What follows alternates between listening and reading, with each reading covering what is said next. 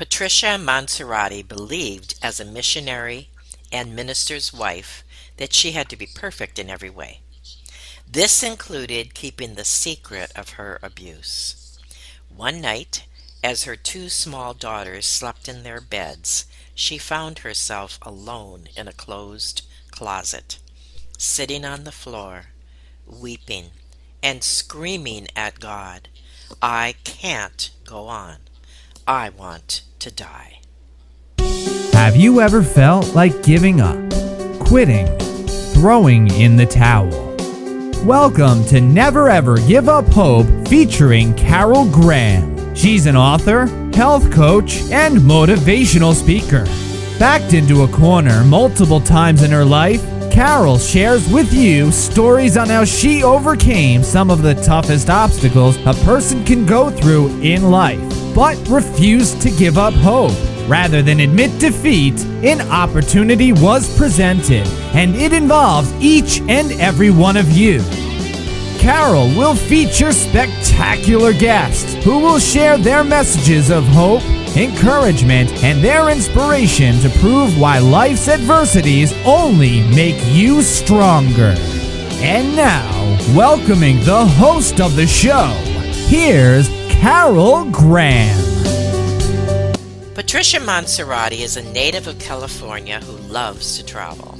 She is a licensed evangelist and missionary, ministering to hurting single women, wives, couples, and young people searching for answers. Her passion for those less fortunate has been the driving force to promote growth in the community and in women. Patricia takes pride in providing the best personal, professional, and spiritual solutions to those who are looking for a better way of living. Recognized for extraordinary commitment to volunteering, she also received the President's Volunteer Award 4 straight years. Welcome, Patricia. Thank you very much. I'm very happy to be here with you on this morning. And I'm happy to have you. It's going to be very interesting, and I know it's going to be inspiring for the audience. So let us begin with your story. As I mentioned up in the top of the show, the dilemma that you were in, the pain you were in. How did this all come about? Tell us your story.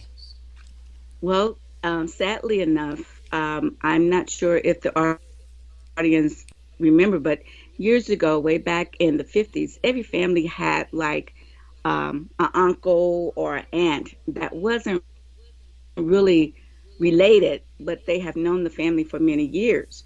And so, of course, in my family, I had an uncle that wasn't really my uncle, but I called him my uncle. And it happened one day, I'll never forget. I was about 5 years old, five and a half, almost 6. I can even remember the dress I had on, and that's strange because I would be 71 this year, and I can still see it just as clear as it happened yesterday. I was at my with my mother. I was at my aunt's house, and there was a lot of family and friends there, and they were barbecuing and having fun because my real uncle was a fisherman and he had a boat. So I, as a little girl, I was very intrigued of my aunt's beautiful china case in her dining room, and she had all these cute little trinkets that I just wanted to just touch and just, see how they look.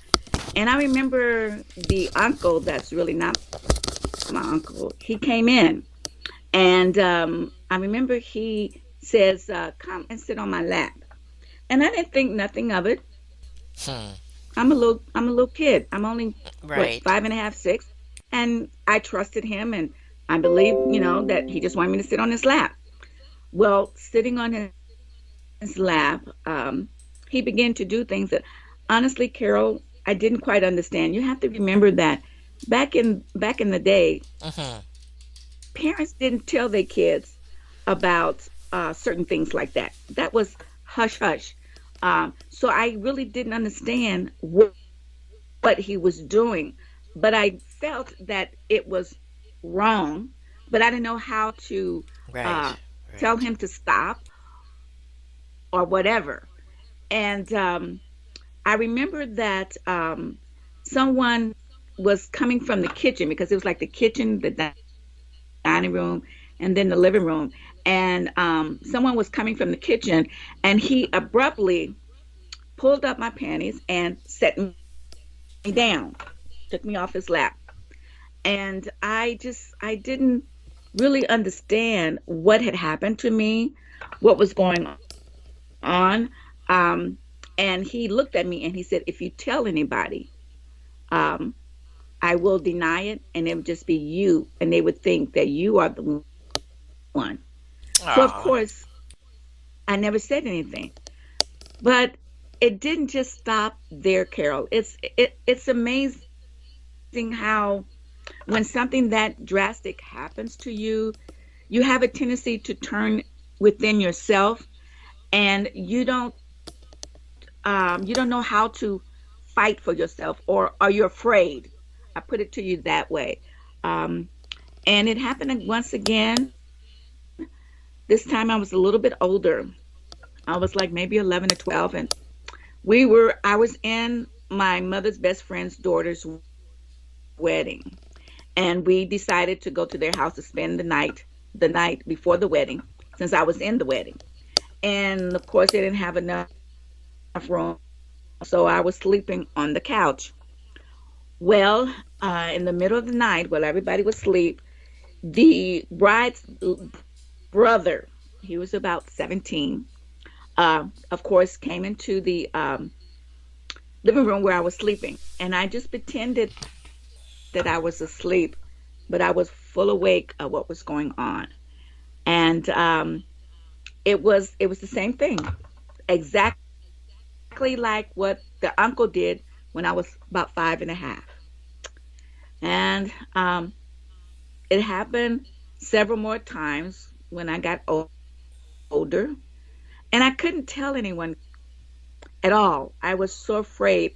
Um, I met the Lord when I was only 8, and I received the baptism of the Holy Ghost when I was 9. But even though the other incidents happened after that, I still didn't know how to process it. And I think a lot of women and even men that go through this kind of abuse, they don't know how to process it. Hmm. And I didn't know. I couldn't tell anyone. I couldn't tell my family. I just kept living. I just kept going on like everything was okay. But when I got in my early 20s, I began to see a change in me that I didn't trust much. Um, Hmm. it even affected my faith. It even affected my faith with God, Carol. You know how when you pray, I know that I used to do this. I will always have plan A, plan B, C, and D, and go on if God didn't answer my prayer. And that I began to see that there was a change, that everything that happened to me had really molded me. Hmm. And even when the Lord sent my husband, that's another story. Uh, how we met, and when we got married, we met in April and was married in September. I do not advise that to anybody, okay? Uh, but you have to really know who you are in Christ and trust Him. And but our first years, I say maybe the first 2 or 3 years, it was difficult, even though he didn't know it, but it was difficult for him, for me, to really enjoy his touches. You know, um, Right. he never, he never, he never guessed it. He just thought, well, she was a church girl. She was properly grown, brought up in church when she was young, and he was a minister, so he didn't see anything wrong about it until the book came out uh, Oh, last year. really? Yes, as a matter of fact, my family was shocked because I never told my siblings. They wanted me to tell them, well, who did it? Who did? And I'm said, it's over and done with. Some of them are has passed on. It's not. But I felt that I always had this desire to please, to be perfect. Right. I felt like I had to be perfect because of what happened to me, and that is one of the drawbacks of when you don't really share what is going on in your life, then you compensate it by trying to be perfect. And that's where I really realized that I really needed help. And my only help could be from learning how to pray, like you said, um, seeking God. That night when I was in the closet, um, I I didn't I just I felt like God had just deserted me and just left me because being kids, there was a expectation that I felt people were looking from me to be the perfect wife, to dress right, to talk right, uh, to speak right, uh, to always be home, and it was just so overwhelming that I knew that night when I was in that closet screaming at God and telling him I did not want to live anymore. That was the turning point for me. I say I was about in my early 30s at the time when that happened. And Well, I it have a was, quote from you here that says, "It was impossible at times to live without confusion and pain. Its ugly marks of guilt and shame left you, uncertain of your identity or where you belonged." Now, how does that statement relate to what you are sharing? What was the depth of the shame and the guilt? Where was it coming from? Why did it affect you so much? Was it from the past? Just it expound was, on that a little bit more. yes, it was from the past. I felt that everything, all the sexual abuse that happened to me was my fault because I never said a word. Everything that each time that I was um, touched inappropriately, they were all supposed to be friends of the family. And I felt that if I would have said something, then it would have stopped. Um, and that's where the guilt came from because I felt like I could have done something. I should have done something. I Okay. should have spoke up. And I didn't really know who I was um, for a long time. A long time. I just didn't know. Um, I remember one incident. I was in high school, and the friend was spending a night, like always, and always comes creeping in my room. And it's not just that, but I felt like I could have stopped it if I would have just spoke up, but I was too Mm, afraid. right.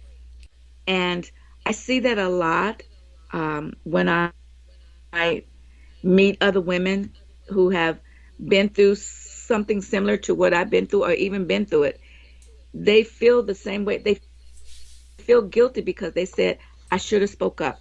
But I realized, and it took a long time, Carol, that it wasn't my fault. It wasn't my problem. They the one that had the problem. Right. So I find myself sometimes uh, looking back and seeing you have a tendency to put it in the back of your mind and just try not to think about it, and you feel like it never really happened, but then something triggers it and you realize it happened. It happened. I have So another. that's Oh, why. sorry, go ahead. Uh-huh. No, go ahead. I have another quote from you that I'd like you to expound on a little bit more, and that is this: a deep rooted secret carries a darkness that affects our physical and mental health. It brings brokenness, sadness, and hopelessness. To overcome the guilt and the shame, we need to forgive ourselves to finally find freedom. That is so true. It's amazing how when I'm just listening to what I wrote, I have always been sickly, Carol, always. Ever since I was a little child. I even almost died from pneumonia when I was about 7. And it's the dark secret that I have kept for so many years, up until last year when it really came out. Um, I've always been sick. I've always suffered with every time I would feel like something was wrong with my stomach, or I was always weak. I would go to the doctors and they would say, "There's nothing wrong with you." Or they would say, "Yes, something is, but it's all stress. And, and you need to give your stress, just release stress." And it really affected me. That's why I tell people secrets can really destroy you, physically and mentally. There are times where sometimes I found myself sitting and just crying for no apparent reason, Hmm. not realizing that it's my heart that was hurting. And it took me, I say, many, many years to really forgive myself. Because if Hmm. I hadn't forgiven myself, I wouldn't have been able to write the book, Carol. Of Um, course, of course. that's how long it's been. So if the book just came out last year, you and I'm, I'm I'm past 65 and moving on, that lets you know that there was a lot of guilt. And I try to not feel that way anymore. Um, I asked my husband to forgive me for keeping that secret. I asked my family for forgiveness, and I even asked God to forgive me as well, because I should have trusted Him.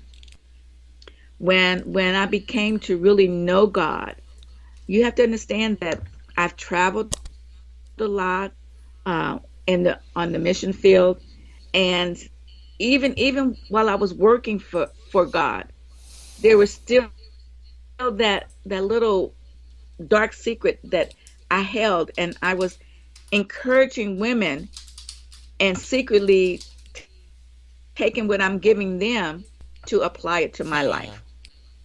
So that's how a dark secret can really, even though you think a dark secret may stop you from really doing things, no, it won't. But it does hinder you from really being free.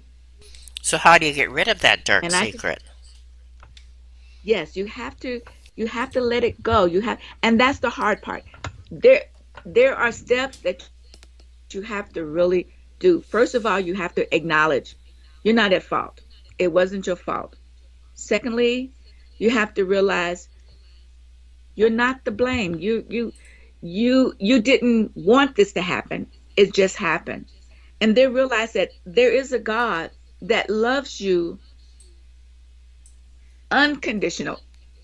That no matter what happens in your life, He loves you and He cares for you. And even when you were going through that, Carol, Hmm. He was there That's right. with you, seeing it, helping you. And you have to come to that realization that, yes, I can be the person that God intended me to be. And I get choked up when I talk about God's love, because no one loves you like He does. with he has you don't have to prove to him who you are because he knows who you are because he created you. That's right. So it's I sometimes I get emotionally, and I want your audience to know that that's because I'm grateful for coming out of the darkness into the light of God's unconditional love. Well, also, your emotion is a result of your passion, and it's obviously noticeable that you want to help others. So, what we're going to do is we're going to have a quick 30-second break, and when we come back, we're going to talk about your book and how it can help the audience. We'll be right back. Carol Graham would like to show you the path from misery to miraculous triumph in her fast-paced memoir, Battered Hope. She relates her determination to succeed as someone who experienced one horrendous nightmare after another. Gang raped and left for dead, loss of a child, husband falsely imprisoned, and cancer. Nothing could break her tenacity or faith. No matter what you face, heartache, loss, suffering, or injustice, Carol will illustrate how she became a victor the same way you can. The secret is to never, ever give up hope. Order your copy at Amazon or batteredhope.blogspot.com. We're continuing our interview today with Patricia Monserrate, and she is sharing something that affects many, not just women, but can also affect men, and secrets that they may carry from childhood abuse all the way through their adult life. And Patricia was able to meet that monster and get rid of that monster and learn how to live a full life without that guilt and shame. And now we're going to talk about her book, which is entitled Blueprints of Shades, that was birthed out of that secret that she kept for 40 years. So Patricia, share with us about your book. Thank you, Carol. I The book came about when I was diagnosed with complex seizures in 2018. And so that curtailed all of my traveling, all of my volunteer work. And I told the Lord that I wanted to do something that will still enable me to minister to women and to help them. And one night, I never forget it, it was just heavy on my heart to write a book. And you must understand, I've never written a book in my life. But I do remember my two daughters kept telling me, Mom, you have done so much. You've been so many places. You need to write a book. And it was really heavy on my heart um, to write a book. And I really didn't know what the book was going to be about, honestly, until the title just came to me, and the title of Blueprints of Shades. And it showed me that everyone has a blueprint of their life, Hmm. but each blueprint has different shades. Some are really black and Oh, dark, interesting. Hmm. some are light, some are dim, but we all have a shade of our blueprints of life. And he said, if you really want to be free, write the book about what you've been going through. And that's how this book came about. The main character, her name is Callie. And she started out to be a very sweet, loving person who enjoyed life. But in college, she went to an innocent party and she found herself in the bushes like a little rag doll.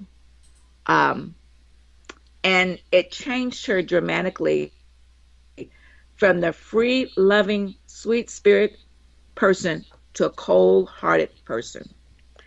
And in my book, I show how that incident really changed who she was. But yet, in the book, I let her meet three different people that knew God's unconditional love. And through her associating with the three people, she begins to see that there's something in them that she doesn't have. And she realized that her parents, since she'd been away at college, she comes back and her parents are different. They're now singing songs of God and his love.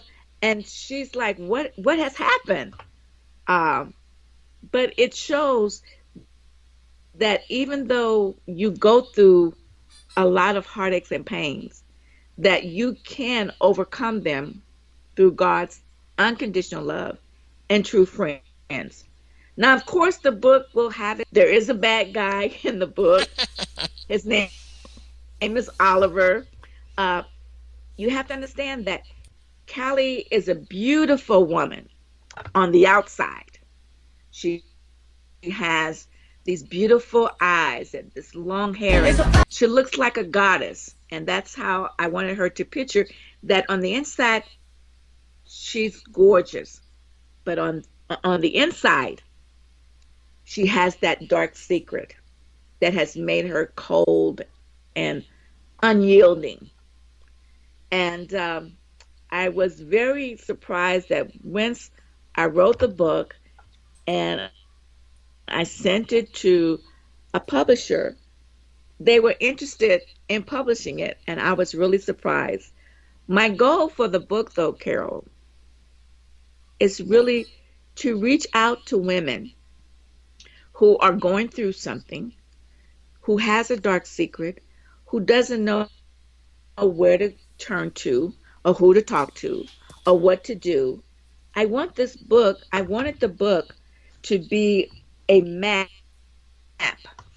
as it says, blueprints of shades. I want them to see the blueprint of their life and see it if it mirrors in the book. And the book would show them this is how you can get free and delivered and be able to forgive yourselves.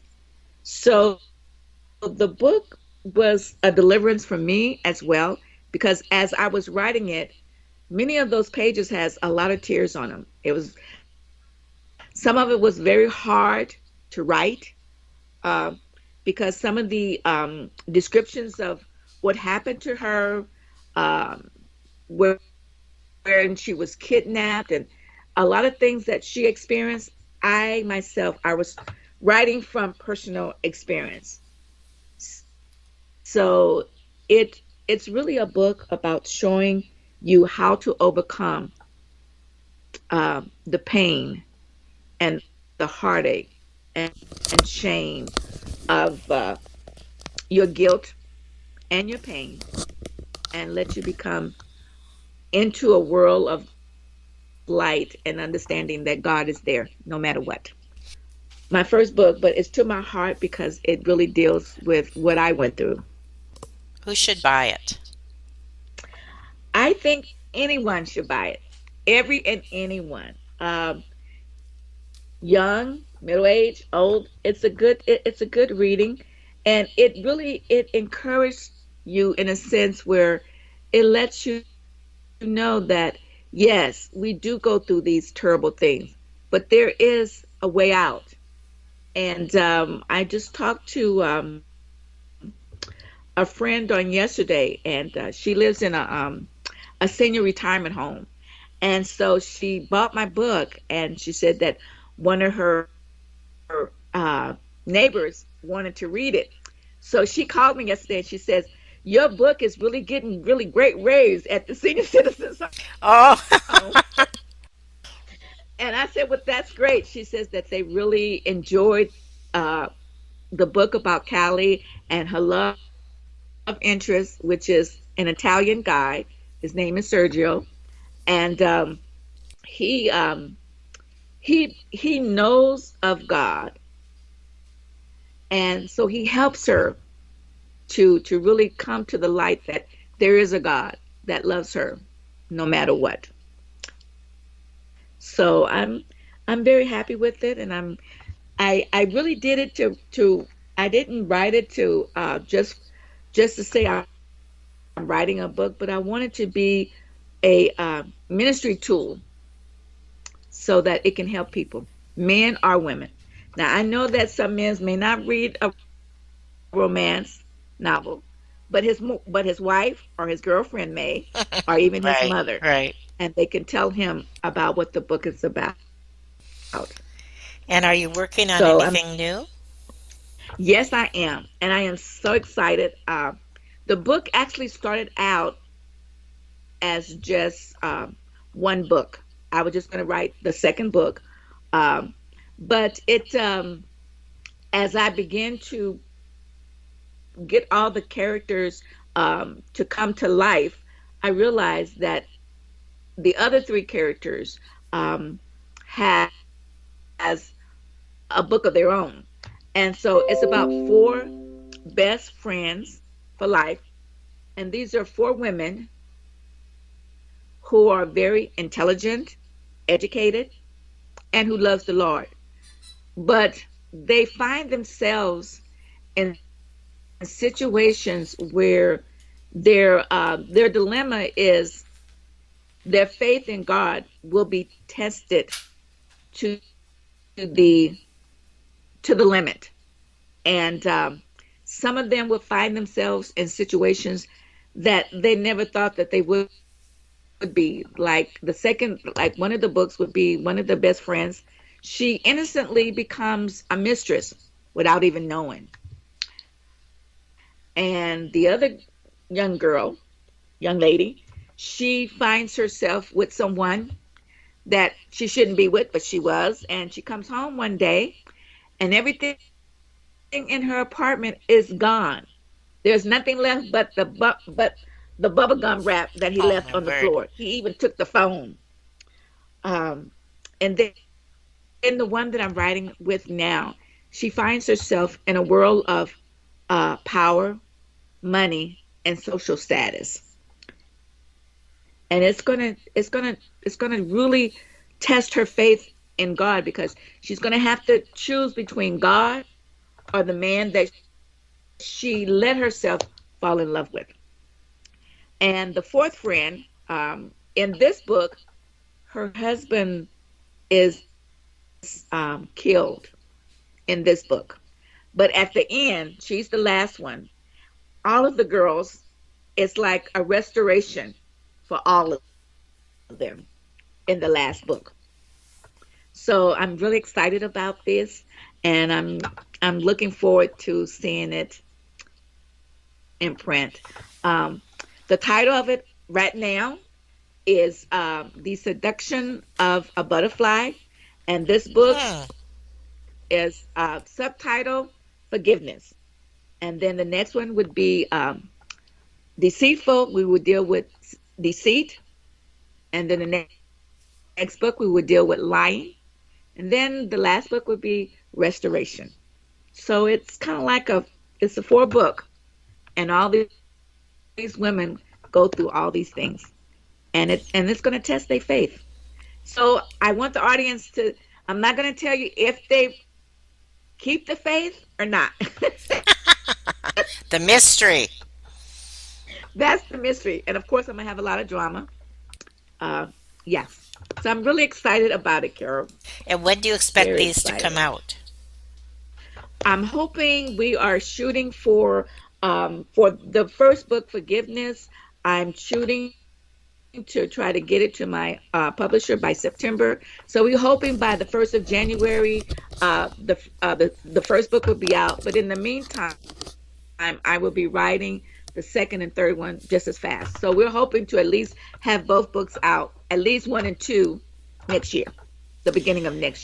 Well, that That's my definitely is something to look forward to. And who yeah, doesn't love a good romance story, let alone one that's got intrigue and a yes, message? Because obviously you have a message and you're going to address things that women will be able to relate to. And those secrets that hopefully, I'm sure that's your desire, will bring help women to come forward and to share their secret and to be set free from the pain of that past and the guilt and the shame. So I thank you for that. Thank you. You're So welcome. Thank I you. appreciate you being on Never Ever Give Up Hope today. And your story, as I mentioned already, definitely will resonate with a huge audience. Is there anything in closing, a sentence or two, that you would like to share with the audience? I want to let the audience know that there is a scripture that I really love. Um, it's in 2 Kings 20:5, and it says, I've heard thy prayer, and I have seen your tears for help. And I want your audience to know that God will bring you out of whatever you're going through. Because if you just pray to Him, He hears your prayers, and He has seen your tears, and all the help you need, it's there. All you need to do is just trust Him and believe in Him and look up, and you will see Him there. Beautiful summary and beautiful words of encouragement. So again, we thank you for Patricia for being on Never Ever Ever Give Up Hope. And we look forward to that book series. Thank you. You're welcome. And thank you for having me on this morning. I appreciate it. Thank you for listening to Never Ever Give Up Hope, featuring Carol Graham. Did you know that most people succeed because they are determined to? Quitting was never an option. Carol loves your comments and will respond to each one. So please subscribe and review this podcast. A rating of 5 stars would be outstanding and appreciated. Remember, if you are still here, there is always hope.